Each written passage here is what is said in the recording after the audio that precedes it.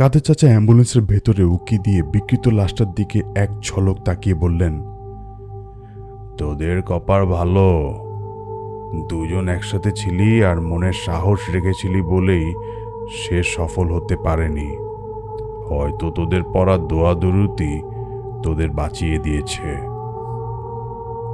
আর আল্লাহর ইশারায় সব সম্ভব। ওই বদমাইশ তান্ত্রিক জানে না যে প্রকৃত মানুষকে মৃত্যুর স্বাদ গ্রহণ করতে হয়। তার পোষা জিন শরীরটা ছাড়তে বাধ্য হয়েছে, কিন্তু যাওয়ার আগে তার শেষ রাগটা দেহের উপর দেখিয়ে গেছে।